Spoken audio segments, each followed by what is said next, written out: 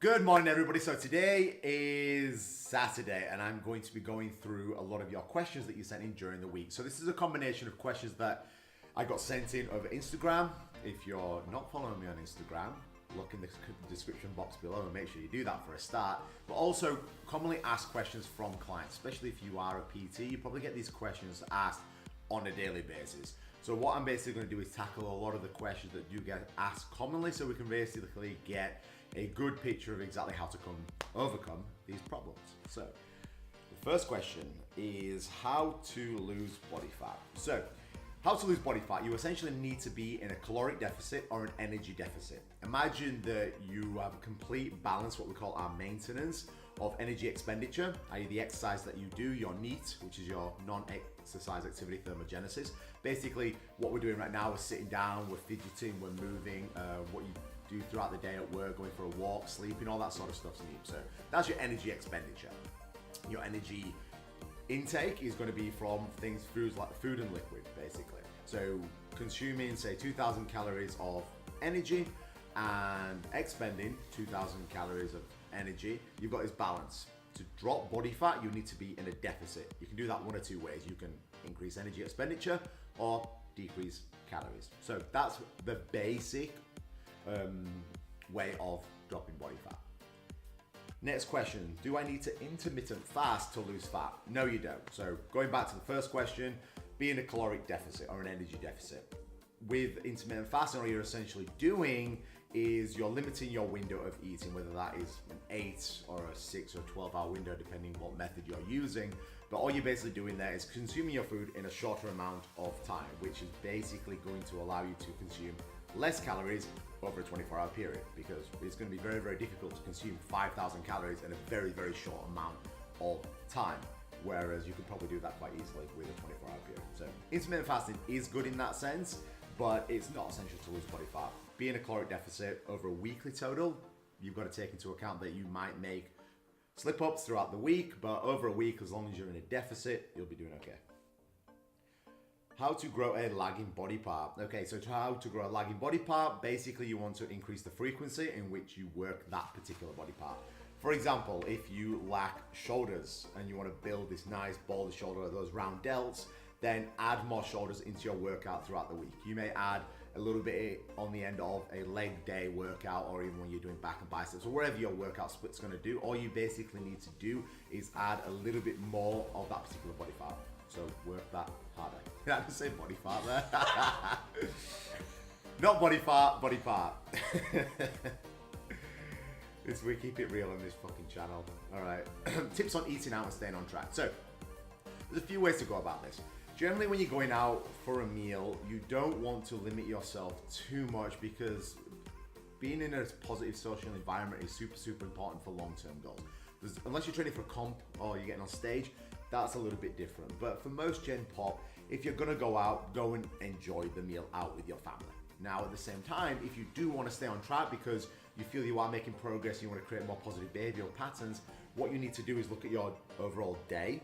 So for example, you're gonna go out on a Saturday night for somebody's birthday. You know, you're gonna probably have a few drinks and you're gonna probably eat a little bit over your calories.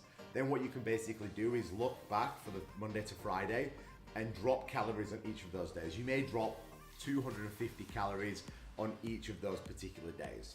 All right, so if you drop 250 calories over 5 days, 1,250 calories is what you've got to play with. Is that right? Am my maths right? I think it is.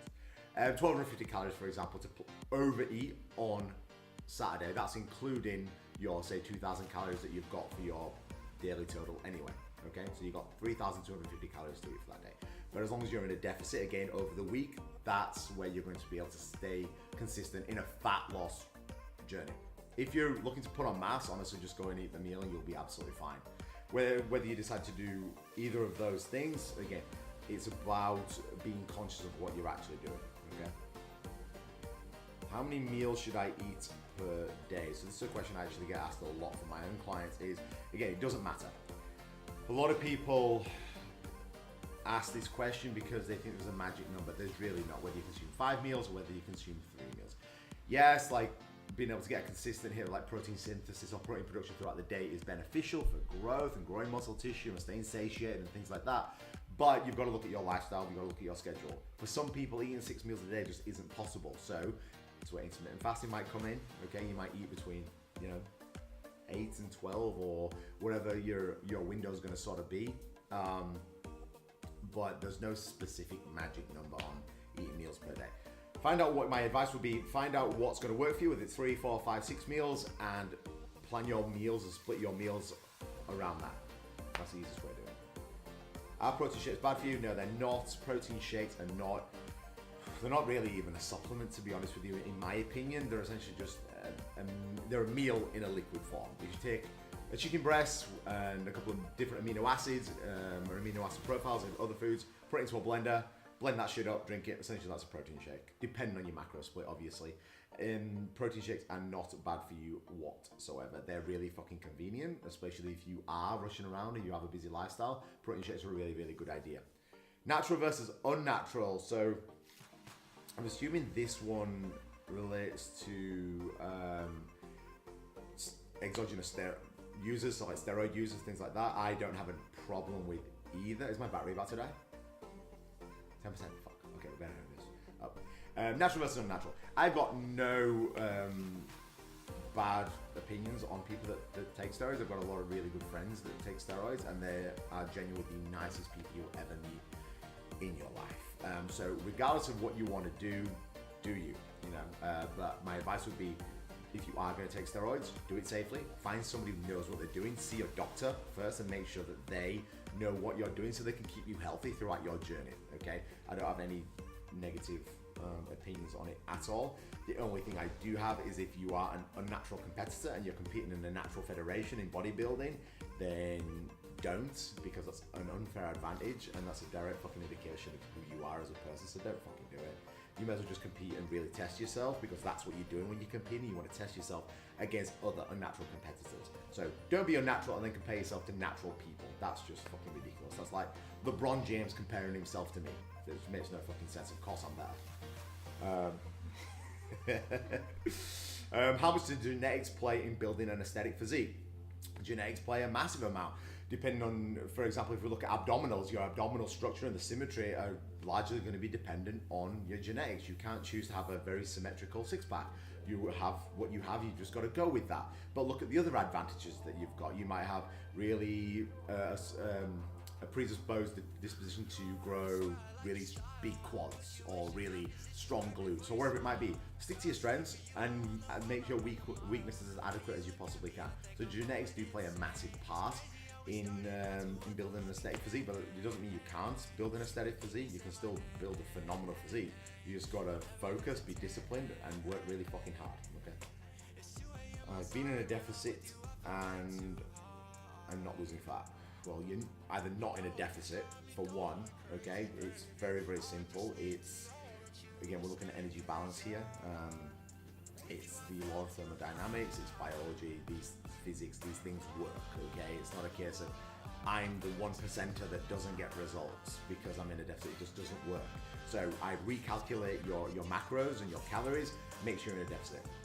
Saying that, if you have been in a deficit for a really, really, really long time, your metabolic rate may have down-regulated. What that basically means is that, say, if you were 100 kilos when you started out your journey, your maintenance may have been 3,000 calories, and now you're at 80 kilos, your maintenance will no longer be 3,000 calories, it'll be much, much, much less, okay? So if you dropped down to, say, 1,200 calories to try and drop that fat, your body and your hormonal system, things like leptin and ghrelin, which are your hunger and satiation hormones, are down-regulated like hell. So basically your body's taking a hell of a lot of beating when you're in a deficit. So I would come back up to your new maintenance for a few weeks, let your body actually rest, recover, restore those hormone imbalances, and then go back into a deficit. But recalculate your deficit is my biggest tip.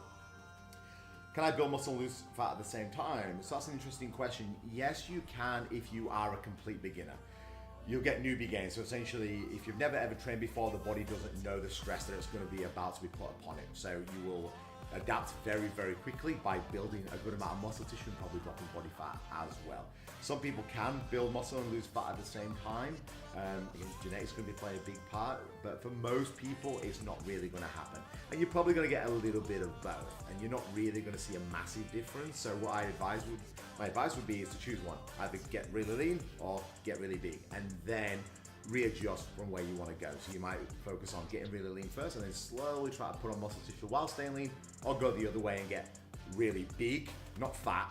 Okay, don't just eat fucking whatever you want and get fat and then try and lose it, because it's just pointless. You want to build lean muscle tissue and then focus on getting leaner from there. Low energy levels. So you've got low energy levels. My first point, how's my battery doing? Is that right? Okay, sweet. Low energy levels, so focus on sleep first. All right, so if your energy levels are low, stress is going to be a big part of that. The easiest way to increase your energy levels is to focus on recovering more. So focus on getting really, really good quality sleep, anywhere from 7 to 9 hours of good quality, uninterrupted sleep, and then adjust. It's never a case of going, it's definitely this. It could be a myriad of things. So focus on sleep first and then adjust. If your sleep's good, cool. What else could it be? And then it's basically the process of elimination. Try to find out exactly what is going on with you. Okay, but sleep is first. Well, my advice would be constant bloating and gas. So this is a process of elimination. So basically look at what foods are creating that bloating and gas and stick away from those foods, or eliminate them from your diet. It's not rocket science in this case. It's basically looking at what your body and what your gut is not liking. So for example, if you've got a meal of chicken, rice, broccoli, and green beans, have that meal. If you feel bloated after that, eliminate one of them. And veggies can cause bloating as well, especially things like broccoli and cabbage. They tend to have for example, a higher level of sulfur in there, which can create a little bit of bloating, a little bit of discomfort in your gut and intestinal lining. So eliminate those foods and then basically readjust. It's never going to be a case of there's a magic to do, whatever it might be. Process of elimination, find the foods that are making you feel bloated and gassy, take them out for a period of time, and then if you want to, incorporate them slowly back in 4 to 6 weeks later, would be my advice. How to build my bench press. So look at where your weaknesses are. So generally with bench press, a lot of people think, okay, I'm going to increase my bench press. I'm just going to do more and more and more bench press. Yes, technique is a big part of it. So I would advise, yes, do the fucking bench press, but look at the other muscle groups that are lagging. It could be triceps. If you look at someone like Matt Wenning, for example, Matt Wenning is a world record holder powerlifter. He's a big believer in increasing the strength of your triceps. Your triceps are a big indicator of how strong your bench is going to be. So do things like dips are going to be really good. Do a lot of overhead pressing work, which is going to have a nice carryover to your bench press. So look at where your weaknesses are, whether it's technical, i.e. technique, or whether it's coming from a muscular skeletal standpoint, and then focus on fixing those specific weak points would be my advice. And honestly, like if you really, really want to build it, go find someone who's really fucking strong in your gym and ask them what they do. As long as they're natural, if you're going to be going into a natural federation. So find someone who's done it before and get advice from that particular person, because they've done it before. How many times a week should I work out? Depending on, it's a very sort of broad question. It depends on the goal, for one, and depends on what time you have as well, and it depends on what you enjoy doing as well. So there's how many times a workout would depend on you. I'd advise at least minimal 3 times, regardless of what your goal is, because you want to incorporate consistency into your workout and into your lifestyle. But honestly, it depends on your goals. So it's a very broad question to try and answer. I can't stay consistent with my diet. Then I would change your diet. It's not rocket science, this one. If you're following or trying to attempt to follow something that you might have seen somebody else do, or you've seen in a magazine and it's not working for you, then change it. The number one key to success when it comes to following a nutrition plan is your adherence or your compliance. If you can't stick to it, then you will not see success. As simple as that. So what I would look at doing is going, okay, what foods do I enjoy eating? And I would incorporate those into my macros and my calories, okay? But that doesn't mean pizza, cake, every single meal, okay? Like you. It basically means go for something like an 80-20 rule or a 90-10, which basically means either 89% pure, good quality, organic, free range whole foods, and then 10 to 20% not overly great, where you can still enjoy your life a little bit. So that would be my biggest tip, is that if you can't stay consistent with your diet, change your diet and find something else that's going to work more for you. Remember, you're an individual person. You need to find what's going to work for you. How to become a successful personal trainer. So I love that I got this question. I mean, I don't really deem myself as overly successful. I've got some phenomenal results with people. So with becoming a successful personal trainer, what I would first do, and this is, I think, is coming from starting out, is go find somebody who has become successful before in the personal training industry. So I've had the blessing of working with some really, really fucking cool and smart people, successful people in the industry. So I've been able to determine or gain a good level of success. Not phenomenal, but definitely good. So find someone who's done it before. Find a mentor. Find a company that's done it before. So I worked at a company called Ultimate Performance, which are a global gym. Phenomenal, actually teaching you the basic fundamentals of taking someone from point A to point B in terms of nutrition, training, periodization, supplementation, from a mindset perspective, the psychology of training, things like that. So really, really good company to work for, because it allowed me to go, okay, here's how and the steps and process I need to take this person from where they are to where they want to be. So find a mentor, find someone who's done it before, and find somebody very successful, and go and learn everything you can from them. But don't blinker yourself into their specific way. There's so many different ways to get to a successful transformation or to get somebody to stage. Learn from as many people as you possibly can in the particular field that you want to learn in, whether that is nutrition, whether that is training, whether that is periodization, whether that is physiology, whether that is psychology, whatever, biochemistry, whatever it might be. Find the best of the best in that particular industry, invest in that particular person, learn from them, and then apply it. That's my best advice. Should I train fasted? If you want to, this is going to be very dependent on the individual. I literally just come back from training. I trained fasted this morning because I was running out of time. I didn't have enough time to eat. Okay, so I trained fasted. Felt really, really good. But then I've trained fasted other times and it felt really shit. So it's going to be very dependent on you. If you feel good training fasted, do it. If you don't, then don't. Tips on recovery. So in terms of recovery, what we have a tendency to do is go into very much beast mode. Okay, we want to smash weights, we want to train really, really hard all the time, and that's cool. And any fucking idiot can do that. Okay, what you've got to basically do is really focus on the other side of the spectrum, the parasympathetic, the rest and relax state of things. Focusing on sleep. Sleep's your number one recovery tool. Focus on relaxation. Focus on doing things like meditating. Chill out, you know.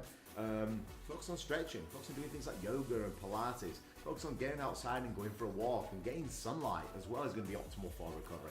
So tips on recovery is to try and find a balance. So every hour that you're working out, try and get the same, if not more, of doing the other things like meditating, even reading, spending time with your loved ones, eating good food, socializing, getting outside, doing a hobby or something of that nature. Spend more time in what we call a parasympathetic state than a sympathetic. Sympathetic is essentially just a stress state when you're training and doing things that are causing,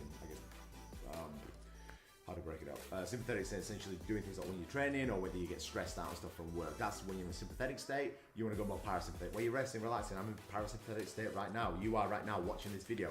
Pretty chill and pretty relaxed. Spend more time doing that than you are the actual training. Okay, so find a balance. What should I be eating? I think this again would be going back to the other question in terms of what should I like, how many meals and things like that. So 80-20 rule, 80% really good quality proteins, fat and carbohydrate. Again, this is going to be very dependent on your macronutrient split. So it's always funny to me when people see a food and say, oh, it's got good macros. It's like, irrelevant to fucking who? Do you know what I mean? Like, if it's got a high carb and you're doing keto, for example, then that's not good macros for you. Like, you've got to find out, again, what foods you enjoy eating.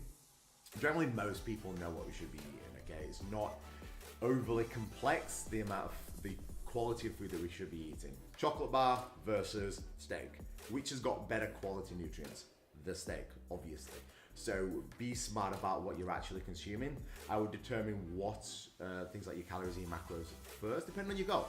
Focus on your goal first. What do I want to achieve? And then find the best possible way to get there. And then basically eating foods that are full of nutrient dense food rather than calorically dense food. So if we're looking at calorically dense, we're looking at things like pizza,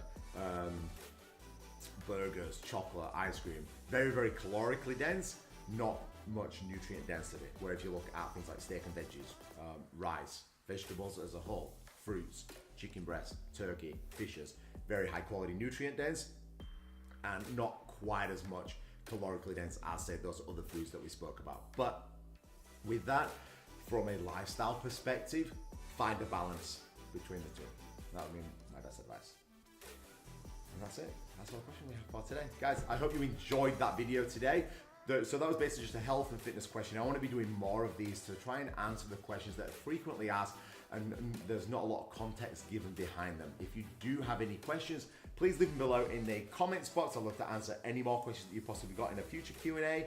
And thank you for watching this video. Thank you for the time to watching this video. If you haven't already, please hit the subscribe button, hit like, leave any comments below if you have any, and have a great weekend.